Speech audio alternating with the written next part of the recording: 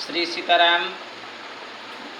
श्री सीताराम जी की महती अनुकंपा से आज द्वितीय दिवस का पाठ्यक्रम हम लोग शुरू करने जा रहे हैं। तो सबसे पहले तो हम यह मान करके चलते हैं कि कोई भी छात्र सर्वप्रथम संस्कृत के ग्रंथों का दर्शन कर रहा है, यह मान करके हम एकदम प्रारंभ से उसका अध्ययन शुरू करते हैं। तो जैसा कि हम जानते हैं कि दो प्रकार के वर्ण होते हैं, एक तो स्वर होता है और एक व्यंजन। हम 14 सूत्रों के अनुसार स्वर को अच कहते हैं और व्यंजन को हल कहते हैं। तो सर्वप्रथम व्यंजन का ज्ञान प्राप्त करेंगे। व्यंजन क्या है? व्यंजन वह होता है जो बिना स्वर की सहायता से न बोला जा सके।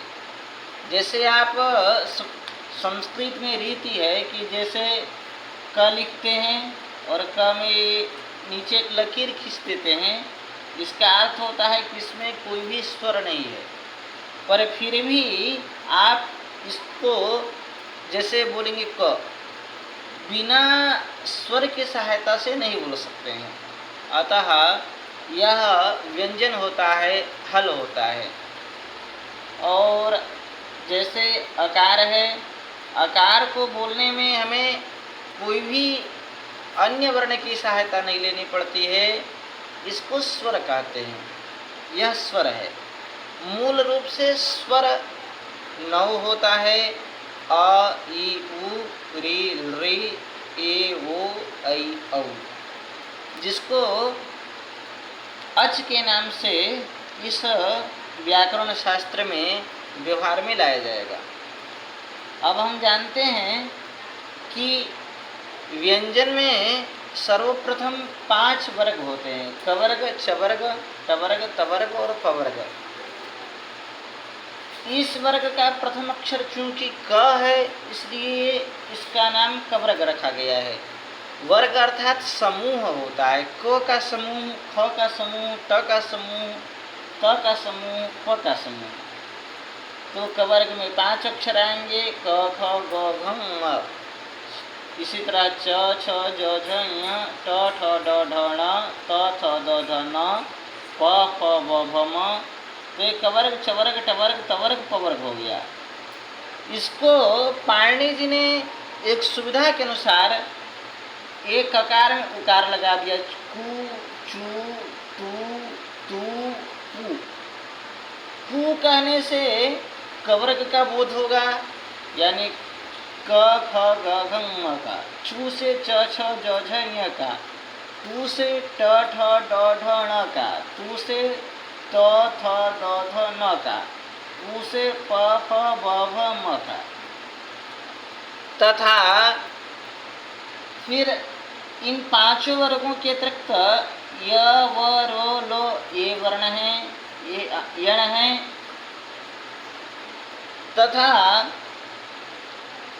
जिनको अंतस्थ भी कहते हैं, इनको अंतस्थ भी कहते हैं। और शल हैं, स, श, स, ह, इनको उष्म भी कहते हैं। यह हमको ध्यान में रखना चाहिए। तथा क से लेकर के म तक सभी वर्ण स्पर्श कहलाते हैं। तो ये वर्ण हो गए। तो आप पूछेंगे कि अरे ये क्ष कहाँ चला गया, त्र कहाँ चला गया, ज्ञ कहाँ चला गया? तो इसको समझें कि क्ष, त्र, ज्ञ कोई स्वतंत्र वर्ण नहीं है, अपितु क्ष, त्र, ज्ञ इसके अतिरिक्त भी जैसे स्त्र है और द्य इत्यादि है, जो अत्यंत प्रचलित शब्द है। ये कोई स्वतंत्र वर्ण न हो करके, जैसे क और श से मिल करके श बनता है, और ज और यम से मिल करके य बनता है। इसलिए कहीं कहीं पर ज य का उच्चारण ज्ञ भी करते हैं, ज्ञान। ऐसा आपने कई विद्वानों के मुख से सुना होगा। और त र मिल करके त्र बनता है। इसी तरह श और र मिल करके श बनता है और द य मिल करके द्य बनता है। इसी प्रकार हमें सभी वर्णों को जाना चाहिए। तो कितने वर्ग हुए? 5। कौन कौन? कवर्ग, चवर्ग, टवर्ग, तवर्ग और पवर्ग। कवर्ग को क्या कहेंगे? कु। और चवर्ग को चू, टवर्ग को टू, तवर्ग को तू, पवर्ग को पू। यण है यवरल और शल हैं स, श, स, ह। कितने वर्ण हो गए? इन्हीं वर्णों का एक विशेष तरीके से विन्यास हमारे 14 सूत्रों में किया गया है, जिसको महेश्वर सूत्र भी कहते हैं। महेश्वर सूत्रों का इतिहास अत्यंत प्राचीन है। कोई आचार्य मानते हैं कि यह पाणिनि जी की रचना है और प्रायः लोगों का मानना है कि यह अनादि से वेद तुल्य ग्रंथ है। ऐसा श्री नागेश भट्ट जी ने लघु शब्देन्दु शेखर में भी अपना विचार द्योतित किया है। तथा यह मानना ही उचित है, क्योंकि पाणिनि जी से पूर्ववर्ती ग्रंथों में भी इन 14 सूत्रों का हमें रूप दिखाई देता है। तो 14 सूत्रों को जानने से पहले हमें यह जानना है कि ये यदि कहा जाएगी कि वर्ग के प्रथम अक्षर कौन कौन हैं, तो वर्ग के प्रथम अक्षर हैं क, च, ट, त, फ। द्वितीय अक्षर ख, छ, ठ, थ, फ। तृतीय अक्षर ग, ज, ड, द, भ। तथा चतुर्थ अक्षर घ, झ, ढ, ध, भ। तथा पंचम अक्षर ङ, ञ, ण, न, म। तो वर्ग के प्रथम अक्षर कौन कौन हुए? क, च, ट, त, प। द्वितीय अक्षर ख, छ, ठ, थ, फ। तृतीय अक्षर ग, ज, ड, द, ब। चतुर्थ अक्षर घ, झ, ढ, ध, भ। पंचम अक्षर ङ, ञ, ण, न, म। इसी को एक वैज्ञानिक तरीके से श्री पाणिनि जी ने अथवा भगवान महेश्वर ने अथवा जिन्होंने भी इस शास्त्र को, इस 14 सूत्रों की रचना की हो, उन्होंने इसको एक वैज्ञानिक तरीके से इसमें सुनियोजित ढंग से इसको रखा है। आइए उसको हम देखते हैं।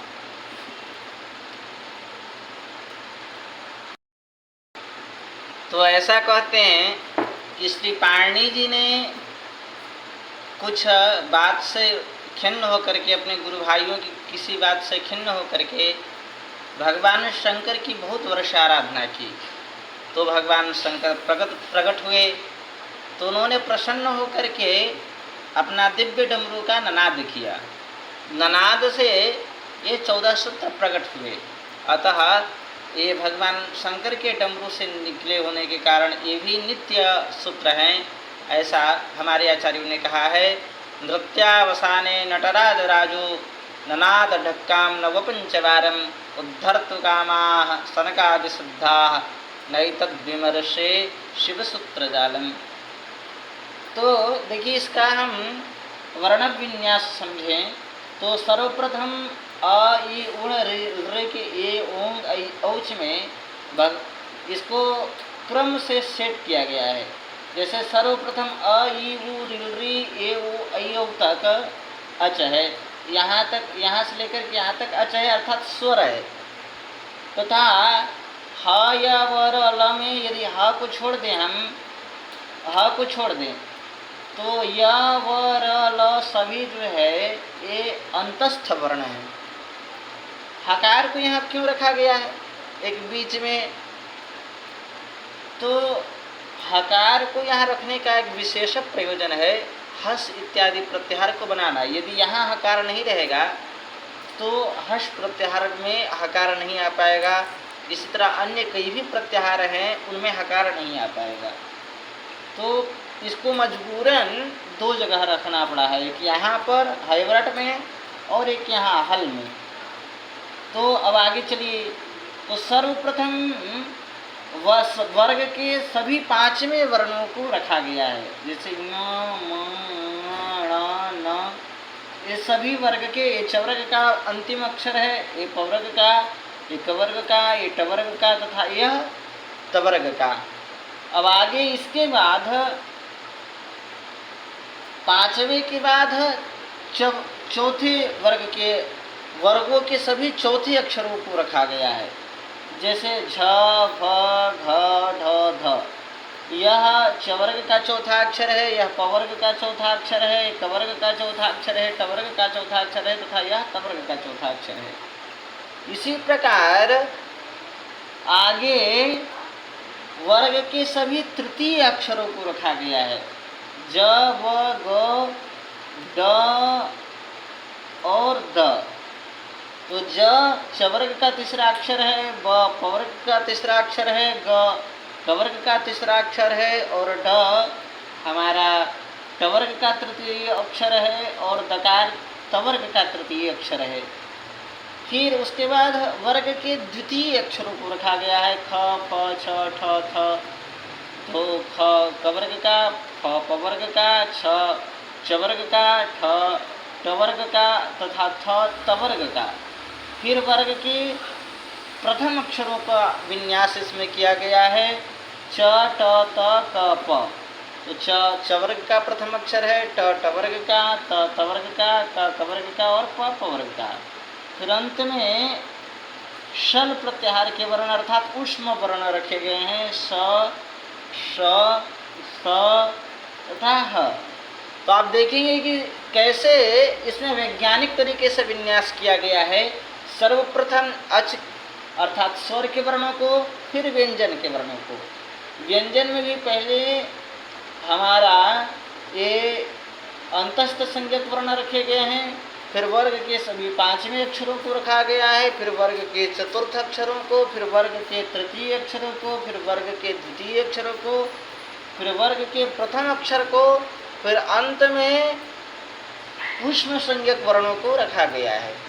इस तरह यह क्रमबद्ध तरीके से रखा गया है कि अच इत्यादि प्रत्याहार जो हैं वे समुचित ढंग से निर्मित हो सकें, इसलिए इन वर्णों का विन्यास किया गया है।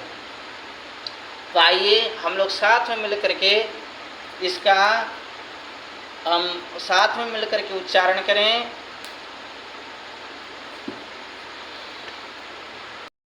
चलिए हम उच्चारण करें।